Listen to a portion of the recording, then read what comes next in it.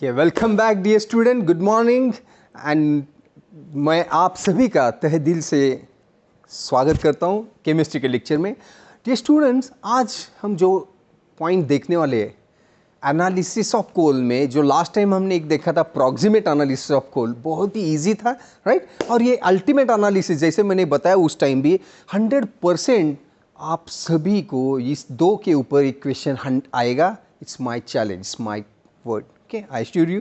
और ये आप सभी सॉल्व करेंगे, ओके। ये एक्चुअली ये क्यों आएगा इतना कंफर्म बोल रहे हैं, क्योंकि इस टॉपिक के ऊपर कुछ न्यूमेरिकल्स जो है, तो इसमें से जो न्यूमेरिकल जो पूछे जाएंगे तो ये सबसे ज़्यादा इसके ऊपर न्यूमेरिकल पूछे जाते हैं, ओके। तो व्हाट इज अल्टीमेट एनालिसिस, लेकिन इसका मतलब ये नहीं कि हमें थ्योरी समझ के नहीं लेना है, थ्योरी भी उतनी इंपॉर्टेंट है। क्या पता गलती से अगर क्वेश्चन आया थ्योरी के ऊपर तो भी हम अटेम्प्ट कर सकते हैं, ओके। नो डियर स्टूडेंट, जैसे कि टू टाइप्स ऑफ एनालिसिस है, मैंने लास्ट जो लिया है एक 2 मिनट में रिवाइज करते हैं। Analysis of coal, how many types of analysis? You are right, 2. One is proximate analysis, second ultimate analysis. What is proximate analysis? Determination of percentage of moisture, volatile matter, ash and fixed carbon, right? जो हमने last time पढ़ा है। Then what is ultimate analysis? Dear student, ultimate analysis is analysis of coal in which determination of percentage of carbon, hydrogen, nitrogen, sulfur and oxygen means C, H, N, S and O. Don't forget to write any one element, okay? Now dear student, here we'll start with this. ये सभी के लिए carbon hydrogen determine करने के लिए एक method है, nitrogen के लिए अलग मेथड है, सल्फर के लिए अलग मेथड है, like this, okay. So but very simple, okay. अभी कार्बन एंड हाइड्रोजन जो डिटरमाइन किया जाता है कि ये कहाँ पे कैसे डिटरमाइन किया जाता है, तो कंबशन ट्यूब में एपरेटस, ये एपरेटस का नाम है कंबशन ट्यूब। क्या नाम है इसका? Combustion tube. समझ में? एक ग्लास ट्यूब होते हैं, टफन ग्लास ट्यूब, जिसका नाम है कंबशन ट्यूब। और ये कंबशन ट्यूब में एक्सपेरिमेंट करते हैं, कार्बन हाइड्रोजन डिटरमाइन करते हैं। यहाँ पे कंबशन होता है। Combustion means what? That coal we are burning with oxygen, जिसका रिएक्शन का नाम है combustion, and therefore the method is also known as combustion method. क्या नाम है इसका? And that's why the method is known as a combustion method.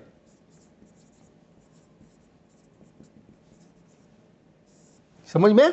Combustion method. अभी यहाँ पे डियर स्टूडेंट, क्या है ये कंबशन ट्यूब? मैं शॉर्ट में आपको बता देता हूँ। आप यहाँ पे देखिए कि ये जो है यहाँ पे this is a combustion tube, okay, and in which this is a crucible. Crucible या सैंपल ट्यूब लेते, सैंपल जिसमें हम सैंपल लेते, वो भी नॉन मास ऑफ सैंपल लेते, 1 gram of coal for example, okay. यहाँ पे एक साइड से यहाँ पे ऑक्सीजन जा रहा है अंदर। From one side we can pass pure dry oxygen, oxygen तो कंबशन के लिए जरूरी होता है। फ्रॉम अदर साइड यहाँ पे 2 यू ट्यूब्स है, 2 यू ट्यूब्स होते हैं, एक और ये second. So from other side there is an attachment of 2 U tubes, first and second U tube, okay. First U tube contains anhydrous calcium chloride या magnesium perchlorate. मैं फिर से बता रहा हूं, अनहाइड्रस कैल्शियम क्लोराइड। आपने प्रॉक्सिमेट में desiccator में लिया था ना, वही। तो आप कोई भी एक मेंशन करो, क्या बोलेंगे? First U tube contain anhydrous CaCl2 calcium chloride, second you tube contain KOH solution. क्या है? KOH solution, okay. अभी डियर स्टूडेंट, बिफोर स्टार्टिंग ये जो है यहाँ पे हम हीट करने के लिए फर्नेस में रखते हैं, ये कंबशन ट्यूब को हीट करना जरूरी होता है, ओके। और यहाँ पे ये जो है कॉपर ऑक्साइड मेश है, गॉज कॉपर ऑक्साइड। क्यों? तो हमें इंटरेस्ट कौन से गैसेस के लिए है, एलिमेंट के लिए? Only carbon and hydrogen by this method. अगर उसमें गलती से सल्फर है तो सल्फर गैसेस यहाँ पे क्या हो सके? ट्रैप हो सके, आगे नहीं जा सके। Did you get this? इसके लिए कॉपर ऑक्साइड है, ठीक है। नाउ अभी यहाँ पे क्या करते हैं, एक्सपेरिमेंट शुरू करने से पहले हमें ये 2 यू ट्यूब्स है, जिसमें हमने फर्स्ट में लिया अनहाइड्रस CaCl2 और सेकेंड में लिया KOH सॉल्यूशन। ये दोनों का अलग अलग वेट नोट डाउन करते। फर्स्ट यूट्यूब का नोट डाउन करते वेट, दूसरा सेकेंड यूट्यूब का भी नोट डाउन करते, वेट नोट डाउन किया जाता है। Did you get this? Now इसके बाद यहाँ पे क्रूसिबल में नॉन मास ऑफ कोल लिया जाता है, जिसको हम डिटरमाइन करना चाहते हैं। For example 1 gram of coal लिया हमने, उसके बाद ऑक्सीजन पास किया और इसको क्या करते हैं हम? हीट करते। हीट करते। Now result of this what happen, ये कोल बर्न हो जाता है। कोल क्या होता है? बर्न हो जाता है। बर्निंग के बाद क्या हो जाएगा? This will the carbon present in coal converted to CO2। Carbon present in coal is converted to CO2। ये फर्स्ट रिएक्शन है ना। C reacts with O2 gives CO2। समझ में कि carbon reacts with O2 gives CO2। और hydrogen का क्या होता है? Hydrogen here H2 reacts with half of O2 gives H2O, gives H2O। समझ में? मैं फिर से बता रहा हूं, इसमें जो हमने कोल लिया है उसको बर्न करने के बाद उसमें जो कार्बन है वो रिएक्ट होता है ऑक्सीजन के साथ। हमने ऑक्सीजन पास किया and this will react with as a C+O2 gives CO2। Hydrogen है उसमें, so hydrogen reacts with half of the O2 gives H2O, that's all. अब ये CO2 vapours and H2O vapours आगे यहां पे क्या होते हैं? यहां से आगे मूव होते टुवर्ड्स द U-ट्यूब। अगर गलती से उसमें सल्फर भी है, उस कोल में अगर सल्फर हो सकता है माइन्यूट, तो सल्फर डाइऑक्साइड होगा, SO2 होगा। तो SO2 यहाँ पे क्या किया जाता है?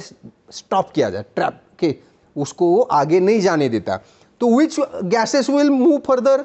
आगे कौन से गैसेस जाएंगे? Only CO2 vapours and H2O vapours. Dear student, now what happen? Both the CO2 vapours and H2O vapours will move towards U-tube and what happen? Can you think? Very good. CaCl2 किसे absorb करेगा? हम absolutely right. This first U-tube contains anhydrous CaCl2 और magnesium perchlorate absorb the H2O vapours. उसकी quality, speciality है, characteristic property है, absorbs moisture, H2O vapours.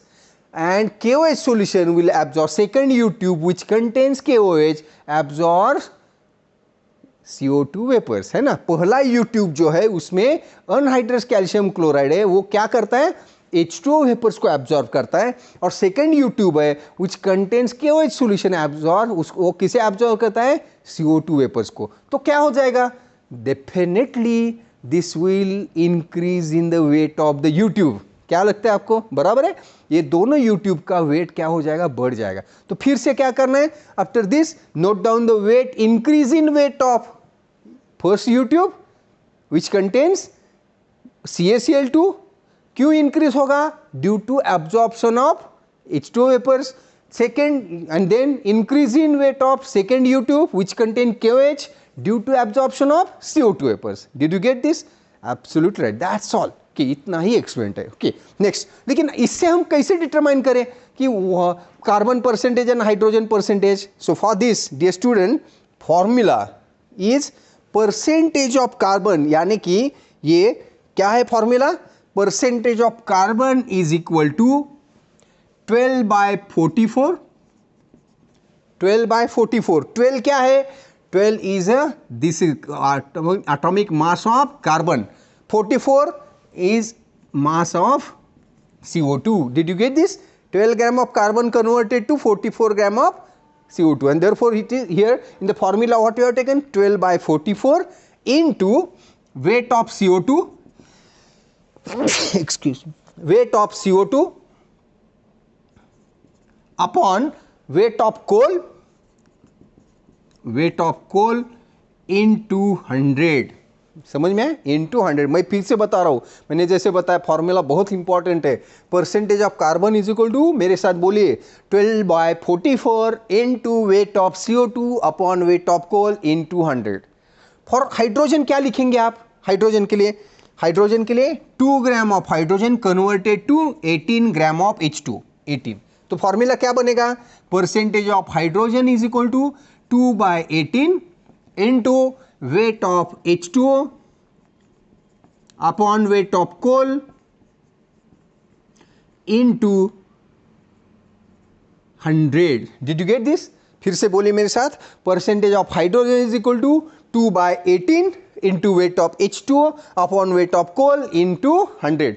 फिर ये numerical के लिए आया तो वैसे ही दिया जाता है, न्यूमेरिकल हम सॉल्व करने वाले, लेकिन अभी भी आपको दिया तो आप सॉल्व कर सकते, बस ये दिया जाता है, ये दिया जाता है, दैट्स ऑल। फिर भी गलती क्या होती है? तो स्टूडेंट क्या करते हैं?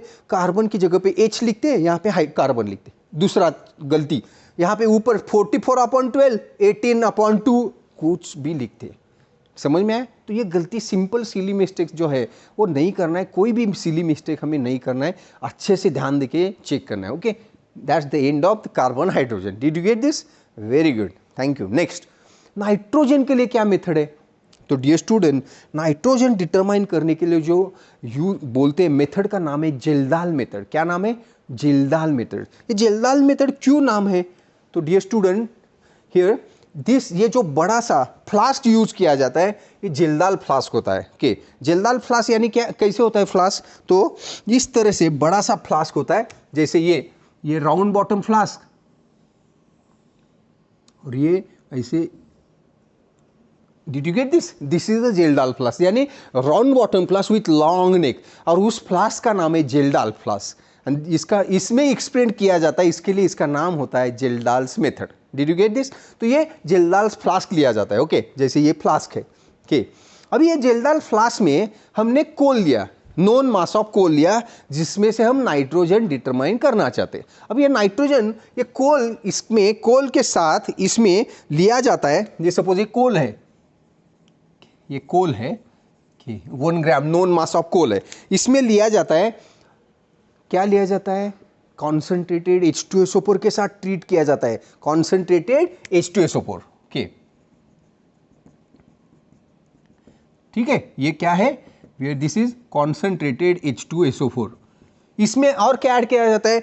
कॉपर सल्फेट क्रिस्टल्स की CuSO4। क्यों लिया जाता है ये CuSO4? ये crystals acts as a catalyst, that's all.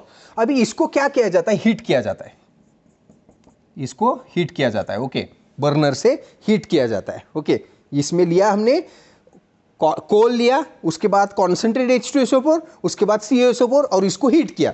अभी हीट करने के बाद क्या हो जाता है? वो नाइट्रोजन जो है कोल में, तो nitrogen react with concentrated H2SO4 and form ammonium sulphate. क्या तैयार करता है ये? Ammonium sulphate. पहले समझ में लीजिए। ओके, हमने ये करने के बाद, हीट करने के बाद, कोल में जो नाइट्रोजन है वो नाइट्रोजन रिएक्ट होता है H2SO4 के साथ, और वो अमोनियम सल्फेट होता है। समझ में आ रहा है ना?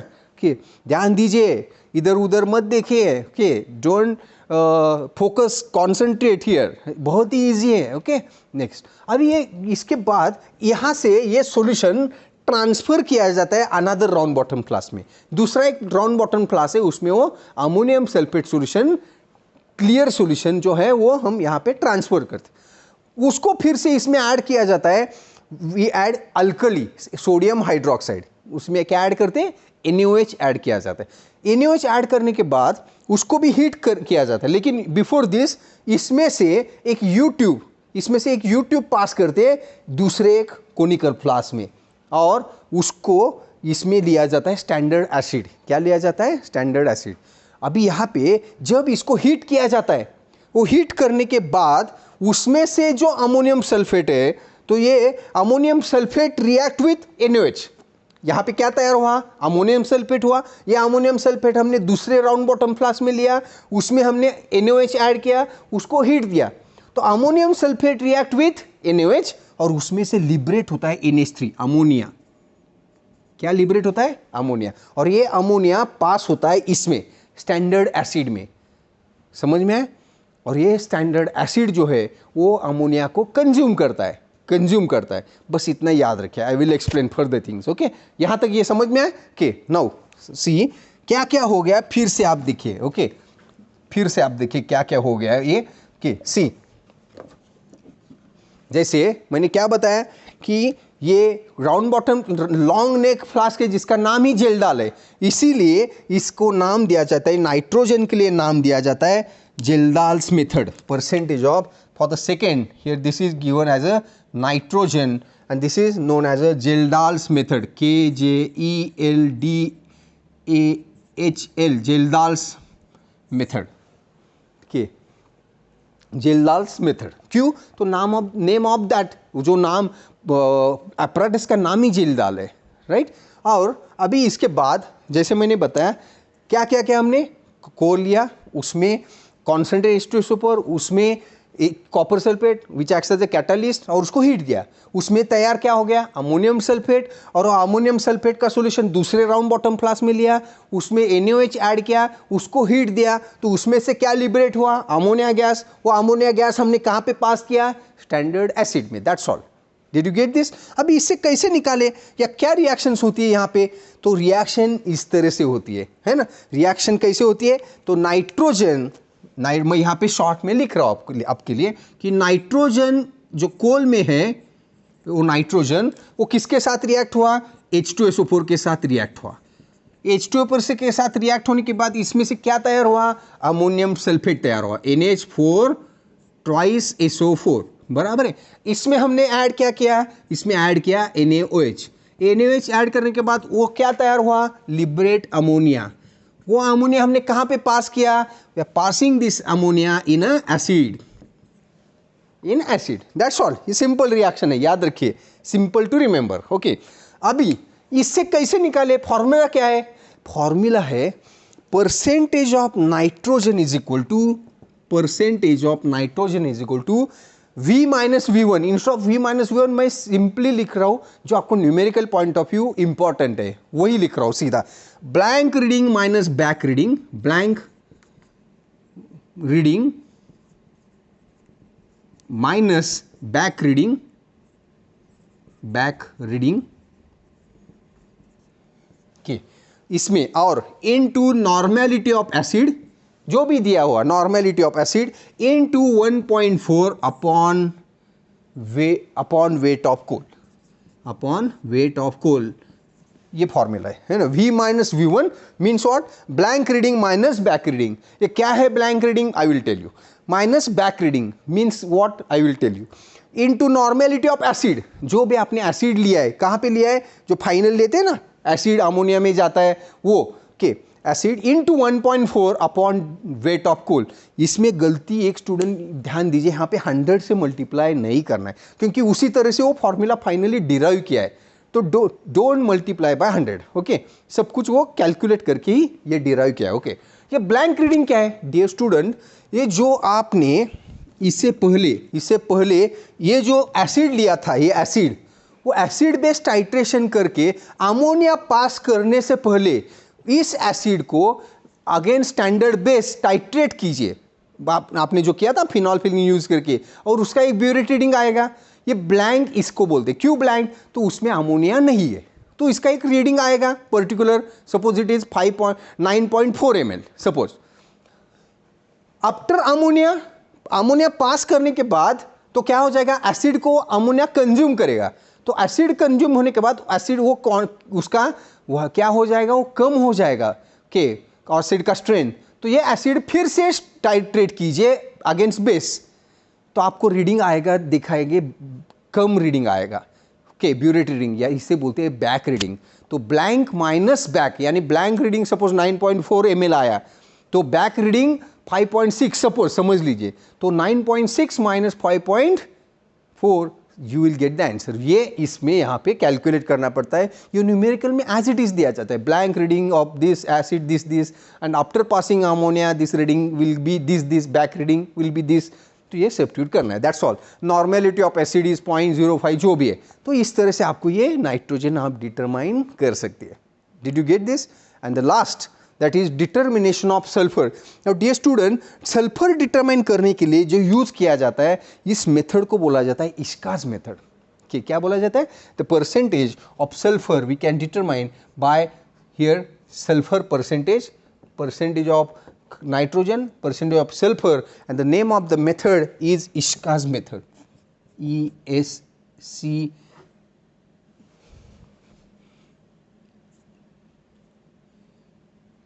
HK Ishka's method. Okay.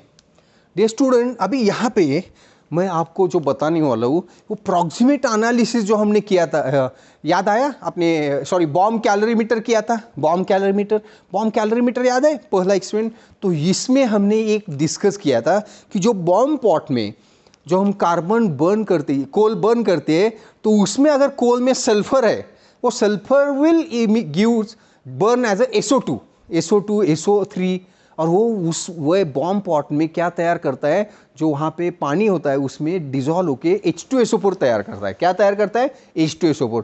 तो इसके लिए वो बॉम्ब कैलोरीमीटर के एक्सपेरिमेंट करना जरूरी पड़ता है सल्फर डिटरमाइन करने के लिए। और जो बॉम्ब पॉट में जो भी सल्फ्यूरिक एसिड तैयार होता है, वो सल्फ्यूरिक एसिड हमें अलग कलेक्ट करना पड़ता है, और वो सल्फ्यूरिक एसिड में हम ऐड करते बेरियम क्लोराइड। क्या ऐड करते? Barium chloride. अभी बेरियम क्लोराइड ऐड करने के बाद क्या तैयार होगा? Barium chloride react with H2SO4, this will form BaSO4। क्या तैयार करता है? Barium sulphate. और वो जो बेरियम सल्फेट है उसको ड्राई करके उसका वेट नोट डाउन किया जाता है, उसका वेट नोट डाउन किया जाता है। तो रिएक्शन क्या यहाँ पे लिखेंगे हम? तो here this washings of the bomb pot, washing of bomb pot, washings of the bomb pot क्या है इसमें? H2SO4 है ना, H2SO4। इसमें हमने ऐड क्या किया? Barium chloride, BaCl2। तैयार क्या हुआ? Barium sulphate, barium sulphate. अब ये बेरियम सल्फेट को हम ड्राई करके उसका वेट नोट डाउन करते। तो फॉर्मूला क्या है इसका? Percentage of sulphur is equal to 32/233 into weight of BaSO4, weight of BaSO4 upon weight of coal, upon weight of coal into 100, into 100। मैं फिर से बता रहा हूँ क्या है formula? Percentage of sulphur is equal to 32/233 into weight of BaSO4 upon weight of coal into 100। This is formula of sulphur.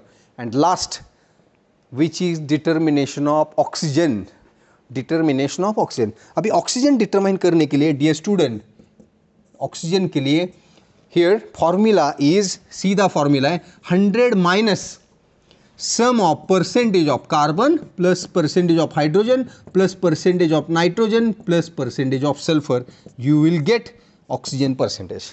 100 minus sum of all minus carbon plus hydrogen plus nitrogen plus sulfur, and this is all about the ultimate analysis, dear student. Did you get? Okay, so this is very simple. Once again I will repeat के formula of carbon बोलिए मेरे साथ। Percentage of carbon is equal to 12/44 into weight of CO2 upon weight of coal into 100। Percentage of hydrogen is equal to 2/18 into weight of H2O upon weight of coal into 100। Percentage of nitrogen is equal to blank reading minus back reading into normality of acid N into 1.4 upon weight of coal, don't multiply by 100। Percentage of sulfur is equal to 32/233 into weight of BaSO4 upon weight of coal into 100. And last, oxygen percentage is equal to 100 minus percentage of carbon plus hydrogen plus nitrogen plus sulfur, and very important thing we should mention with that is percentage of ash, percentage of ash। ये ash को यहाँ से consider करेंगे आप proximate analysis से, percentage of ash. ठीक है। So dear student, यहाँ पे ये don't forget to mention ash percentage, okay, and by this way we can determine the ultimate analysis, right? So here, dear students, and that's the end of ultimate analysis of coal. I'm sure you enjoyed this lecture, okay, and thank you very much for your patient listening. Have a great day ahead. Thank you.